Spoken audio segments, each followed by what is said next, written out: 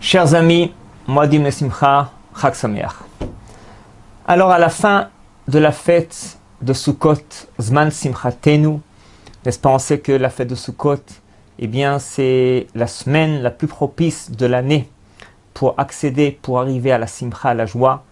Non seulement que cette semaine est propice pour accéder à la joie, mais c'est aussi, nous dit l'Arizal, ramené dans le Peliyetz aussi, eh bien que cette semaine est propice à ce qu'on puisse eh bien, véhiculer, transporter cette simcha, cette joie, eh bien, sur toute l'année. Toute l'année à venir, eh bien, la joie, la simcha de Sukkot est propice à cela.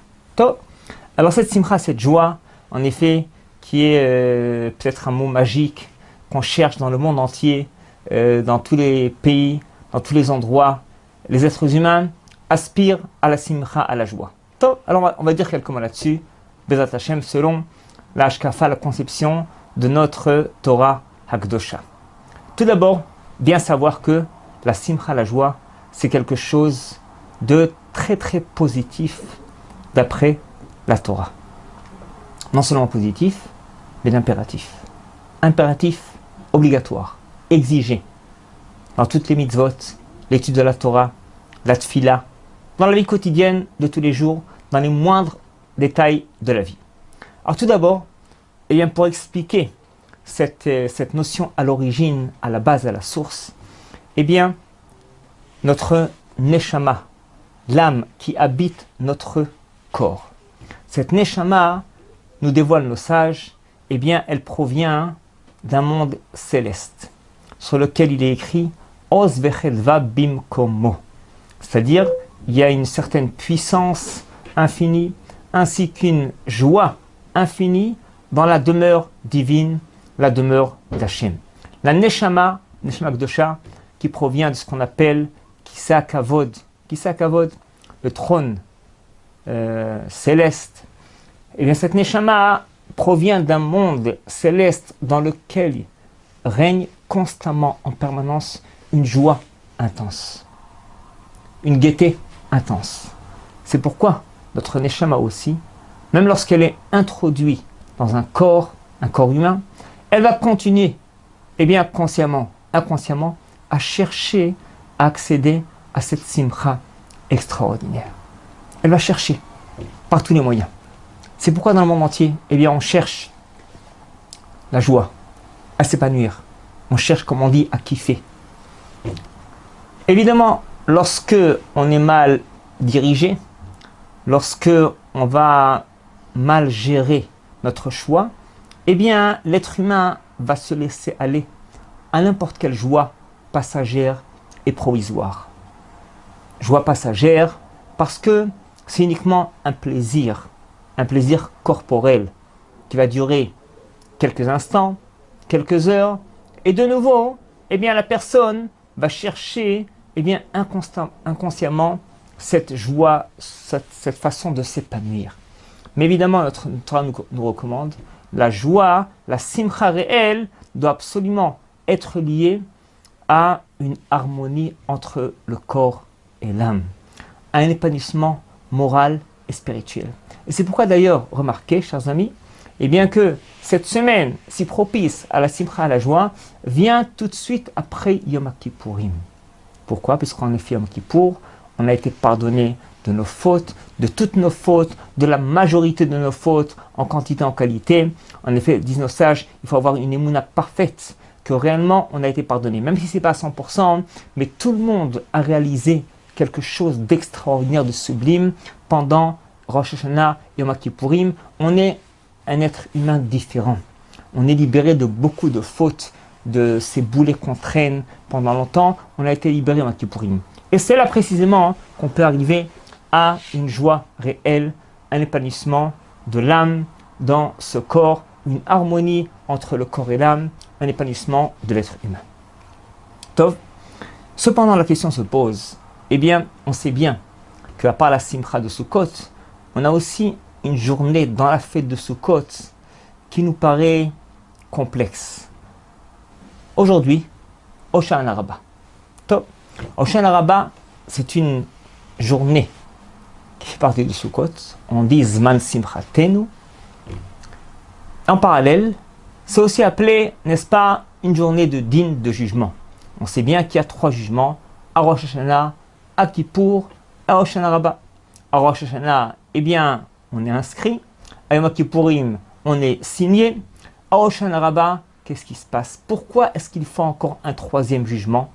Et s'il y a lieu d'avoir un 3e jugement, eh bien, ça aurait été mieux a priori de le faire situer tout de suite après Kippour, quelques jours après, pour ensuite pouvoir, n'est-ce pas, accéder réellement à cette simcha de Sukkot, qu'on puisse, comme on dit, plus ou moins s'éclater dans la simcha extraordinaire de Sukkot. Pourquoi est-ce qu'il fallait placer encore une journée de jugement? Eh bien, à la fin de Sukkot, juste avant Shmini Atzeret et Simchat Torah.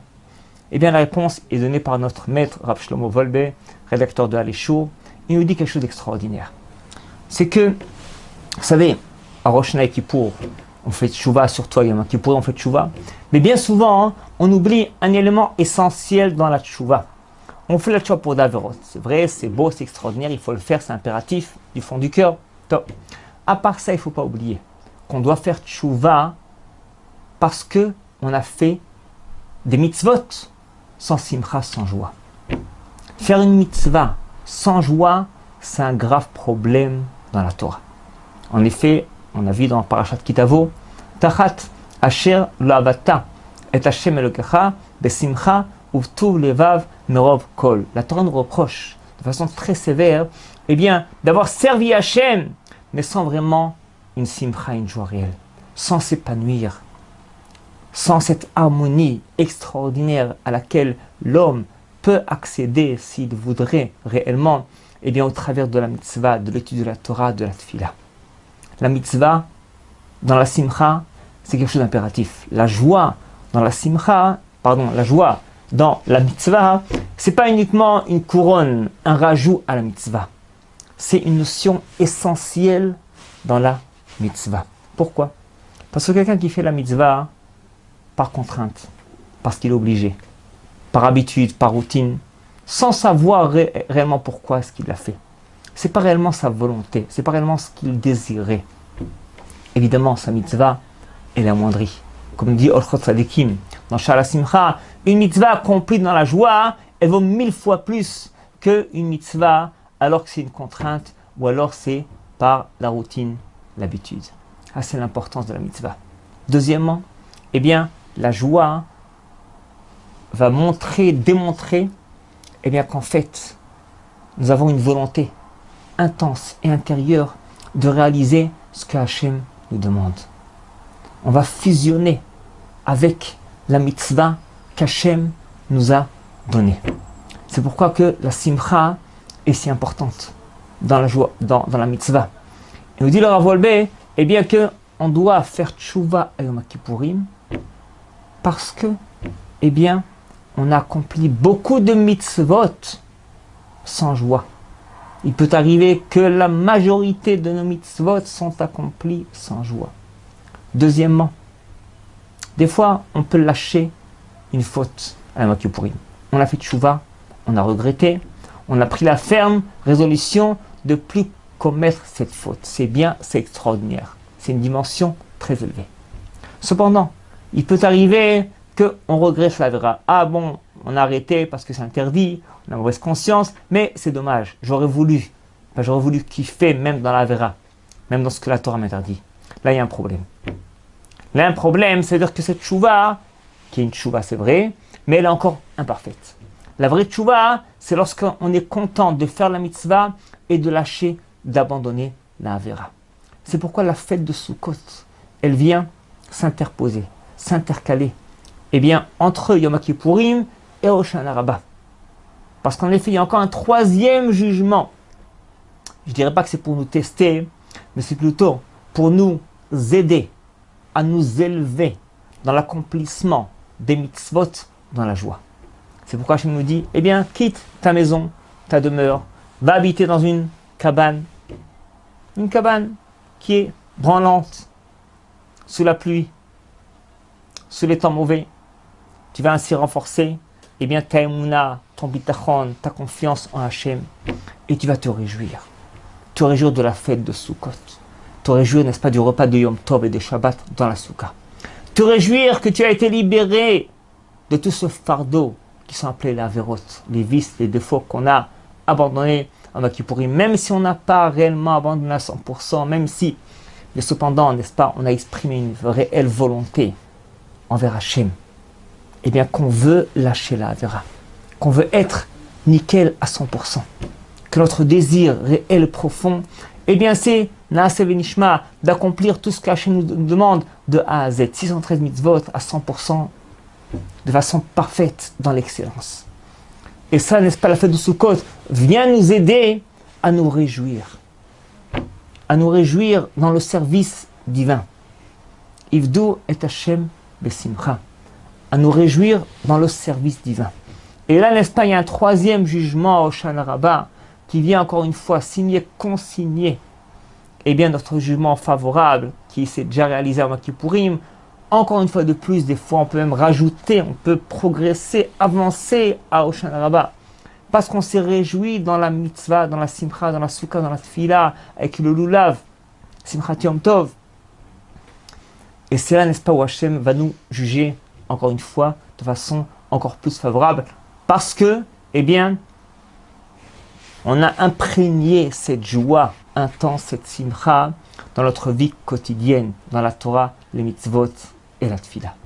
C'est pourquoi, dit le Rav Wolbe, eh bien, la fête de Sukkot vient s'intercaler entre Yom Kippourim et Hoshana Rabbah. Parce qu'il fallait que Hoshana Rabbah vienne après Sukkot pour plus ou moins vérifier, tester, mais encore plus pour nous aider à faire cette ascension dans la joie, dans la simcha. Qu'en fait, eh bien nous stabiliser dans notre tchouva de Yom Kippourim, non pas par contrainte, mais par envie, par désir, par pleine volonté.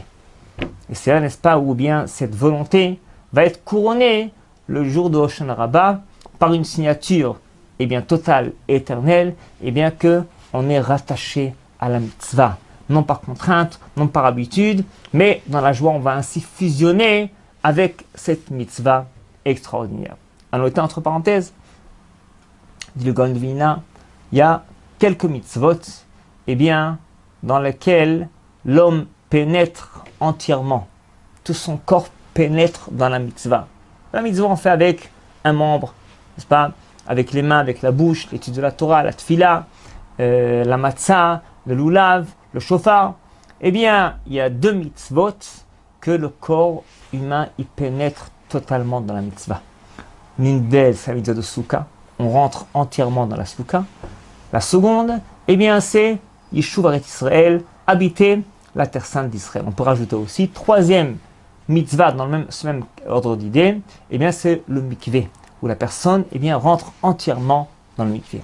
C'est une des particularités de la fête de Sukkot. C'est que l'être humain rentre entièrement son corps entier dans la mitzvah. Il est entouré de la mitzvah. C'est ce qui peut aussi lui procurer une joie extrême, une joie intense. Tov, chers amis, ça c'est, n'est-ce pas, l'importance de la joie par rapport à la mitzvah. J'aimerais rajouter encore un mot là-dessus. On avait déjà signé dans certains cours auparavant, on va le répéter encore une fois. Tous les matins, eh bien, on dit dans Birkot HaShachar, Ve'arevna Hashem Elokeinu et divrei Toratecha befinu. On demande à Hashem que les paroles de Torah nous soient agréables. Arev, c'est agréable. Arev, ça veut dire aussi mélange. Tarovet, un mélange. Quel rapport entre ces deux termes? C'est très simple. Là aussi, nous dit Rav Wolbe dans les Shur. Eh bien, ce qui va être agréable va automatiquement fusionner avec ton être, avec ton identité. C'est-à-dire que ce qui nous est désagréable, eh bien, consciemment, inconsciemment, on va le rejeter, le repousser. Alors que ce qui est agréable, eh bien, on va fusionner avec, comme dit auparavant, parce que notre neshama, elle cherche la joie, elle cherche l'épanouissement. Et c'est pourquoi elle va se rattacher, fusionner avec tout ce qui lui est agréable. Et c'est pourquoi, eh bien, nos sages ont instauré tous les matins une tfila extraordinaire avant le Birkat Torah, de demander à Hachem que les paroles de la Torah ainsi que toutes les mitzvot, ça nous soit agréable, qu'on puisse kiffer dans la mitzvah. C'est ainsi qu'on pourra s'identifier avec la mitzvah, qu'on pourra fusionner avec cette mitzvah, qu'on puisse être imprégné de cette mitzvah avec tous les trésors qu'elle comporte et qu'elle compile en elle. Ça, en histoire de nos sages, on dit Varevna tous les matins pour qu'on puisse fusionner avec la mitzvah. J'aimerais signaler aussi que c'est un élément de base extraordinaire dans l'éducation des enfants. C'est-à-dire que la simcha, la joie, est extraordinaire, est impératif, comme on l'a expliqué, mais de nos jours, pour éduquer nos enfants comme il faut, c'est encore une raison ou des raisons de plus, et bien pour introduire cette joie, cette harmonie, cet épanouissement de l'homme à travers la mitzvah. Pourquoi? Parce qu'en effet, le monde extérieur, avec toutes ces tentations, n'est-ce pas pour ne citer que l'Internet et ses éventuels dégâts, eh bien, tout cela attire beaucoup. Tout cela, de nos jours, est très facile à portée de main, de façon gratuite ou presque gratuite. On est obligé, eh bien, de transmettre, de véhiculer à nos enfants un épanouissement de l'âme de l'homme dans la mitzvah. Sinon, si la mitzvah c'est une contrainte, obligation, si la Torah c'est barbant, c'est ennuyant, eh bien, l'enfant va chercher, va trouver tout de suite, eh bien, d'autres façons de prendre plaisir, de s'amuser à l'extérieur, loin de la Torah, malheureusement. Et en fait, sachez que c'est pas trop difficile. Pourquoi? Parce que l'être humain, l'enfant, est habité d'une neshama kedosha. Cette neshama, eh bien, n'est pas satisfaite de n'importe quel plaisir matériel et provisoire de ce monde-ci. C'est pourquoi elle va continuer à chercher. Bien souvent, certaines personnes qui se donnent à certains plaisirs corporels, eh bien, en sont blasés et vont essayer d'intensifier le plaisir pour soi-disant être heureux. Et de nouveau, ça passe et nous, on va chercher à droite et à gauche. Parce que la neshama n'est pas encore satisfaite. La neshama, l'âme, elle est spirituelle, elle est divine, elle cherche des valeurs morales, réelles, véridiques, des plaisirs éternels, non pas provisoires. C'est pourquoi lorsqu'on donne, on transmet à notre enfant. Et plus l'enfant est jeune, eh bien, l'enfant va capter. N'attendez pas que l'enfant il ait 15 ans, même 10 ans, ni 6 ans. Commencez lorsque l'enfant il a quelques jours, quelques semaines, quelques mois, quelques années. L'enfant, il capte parce que sa neshama, elle capte. L'enfant a écouté un kiddush, sa neshama, elle a capté ce kiddush. Il a entendu que vous faites Birkat Amazon à voix haute, dans la joie. Un remerciement à Hachem du fond du cœur. Non pas en 2 minutes, mais en 10 minutes, un quart d'heure, 20 minutes, tant que vous avez. Je vous garantis, c'est jamais une perte de temps. C'est l'investissement éternel. Vous vous arrêtez pour faire une bracha simple, Sheakol, Ha'etz, Adama, Mezonot. Ça prend 5 secondes ou ça prend 20 secondes. La différence est flagrante. Mot à mot, syllabe par syllabe, l'enfant, il a capté. Le bébé, il a capté votre bracha. Quand vous avez dit Amen, en fermant les yeux, avec une ferveur extraordinaire, dans la joie, même si vous ne savez pas pourquoi, mais vous savez qu'il y a une raison d'être joyeux, joyeuse. Vous le savez. Parce qu'en effet, on remercie Hachem. On remercie Hachem de nous avoir donné à manger, à boire, de quoi s'habiller, de quoi vivre. On remercie Hachem constamment. Et lorsque on a récité cette bracha à voix haute, dans la joie, dans la ferveur, ainsi que ce Amen, Baruch Hu Shemo, chaque fois qu'on a l'occasion, mais tous les jours, du matin au soir, pas que à la synagogue, l'enfant il a capté. L'enfant il a capté, il a été marqué. Même des fois un enfant qui a dérapé, qui va déraper, eh bien cette mitzvah, cette bracha, dans la joie, eh bien va le faire revenir au droit chemin. Je me permets, chers amis, de vous raconter encore une fois l'histoire que j'ai racontée il y a quelques mois dans un des précédents cours, parce que je suppose que pas tout le monde a suivi cette histoire. Parce qu'en effet, c'est un exemple flagrant de ce qu'on est en train d'étudier à présent. Il y a ici en Israël un grand conférencier israélien qui s'appelle Yitzhak Fenger. Cet homme raconte sa démarche dans la tchouva. Cet homme issu d'une famille laïque de Tel Aviv, eh bien, cet homme, à l'âge de 26 ans, débarque en Inde. Et puis là-bas, n'est-ce pas, il va s'allier à une genre de secte bouddhiste ou autre chose pendant un certain temps, quelques mois, quelques années. Et un beau jour, eh bien, cette secte ont décidé de faire ce qu'on appelle le jeûne de la parole pendant, imaginez-vous, 6 mois. 6 mois d'affilée, pas un mot de la bouche. Et c'est 24 heures. Voilà ce que ça donne. Vous voyez, entre parenthèses, la capacité, la force humaine. Une personne est capable de se taire pendant 6 mois. Même chez des goïms, il y a une telle force. Maîtrise de soi. Top. Et puis notre homme Yitzhak Fenger, avec eux, une semaine, 1 mois, 2 mois. Il raconte qu'après 5 mois, il a explosé, il n'en pouvait plus. Quand il a explosé, il s'est mis, par action nerveuse, à débiter des dizaines de mots et de phrases sans s'arrêter. Il a récité, imaginez-vous, l'Haftara de sa bar mitzvah, alors qu'il n'a jamais révisé depuis 13 ans. Il a raconté que de sa bar mitzvah, à 13 ans jusqu'à 26 ans, il n'a pas franchi le seuil d'une synagogue, même pas un jour de Kippour. Imaginez-vous. Donc aucune mitzvah. Ni Shabbat, ni Kippour, ni Kashrut, rien du tout. Et malgré tout, eh bien, après 13 ans, ce qui lui est sorti, les premières phrases, la Haftara de la bar mitzvah. Pourquoi?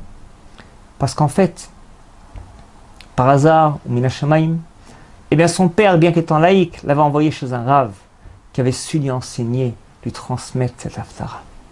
Il a su lui faire kiffer cette Haftara. Dans la joie, dans l'harmonie. Cette Haftara a fusionné avec son être. Sa neshama, eh bien, a vibré au travers de cette Haftara. Elle l'a accompagné inconsciemment. Et c'est pourquoi, eh bien, ce qui lui est sorti, ce qui lui est jailli, la première chose, c'était cela. Il a fait tchouva. Il s'est dit, c'est ce qui m'est resté pendant 13 ans, malgré toutes les bêtises que j'ai fait, c'est-à-dire, eh bien, que mon âme, elle est alliée au Haftara. Mon âme a vibré à travers cette Haftara, il a fait tchouva.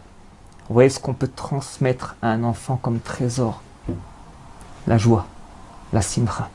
Je répète, ce n'est pas uniquement une couronne, un rajout dans la mitzvah, c'est une des parties essentielles, peut-être la plus essentielle, la plus importante de l'accomplissement de la mitzvah. Surtout pour nos enfants. Ça vaut la peine d'investir des semaines, des mois, des années pour s'habituer, s'initier à faire les mitzvot dans la simcha, dans la joie. C'est un investissement du tonnerre qui va donner des fruits extraordinaires à longue échéance. Il faut s'y habituer, pas toujours on est habitué. Des fois, il y a certaines mitzvot qu'on fait dans la joie et d'autres pas. Eh bien, en effet, il va falloir travailler ces mitzvot dans la joie. On n'a pas trop de temps, mais de façon générale, c'est pas difficile à réaliser. Une mitzvah qui ne vous intéresse pas. Vous êtes indifférent. Des fois, c'est même un peu révoltant. Ça peut être la tfila, ça peut être pour les dames la tsniout, ça peut être autre mitzvah, le Shabbat, l'étude de la Torah. Chacun, eh bien, a une attirance pour certaines mitzvahs et une indifférence pour d'autres mitzvot. Qu'est-ce qu'on fait? C'est très simple. Prenez la mitzvah qui ne vous intéresse pas, a priori. Vous allez, eh bien, l'étudier. Vous intéresser à la mitzvah. Étude des halachot, étude des commentaires, ce qu'on appelle Agatha, Moussar, Perushim, la halachot et le commentaire de la mitzvah, le pourquoi et le comment. Si vous voulez commentaire profond, prenez le Maharal,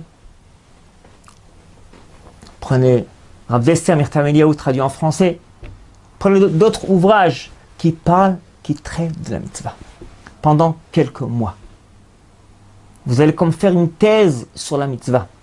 Posez des questions à des rabbanim, en tête à tête, par téléphone, lisez des livres, un livre, 10 livres, 15 livres sur la mitzvah qui ne vous intéresse pas. Vous allez voir, vous allez fusionner après quelques semaines, quelques mois avec cette mitzvah. Ça marche à tous les coups, c'est extraordinaire.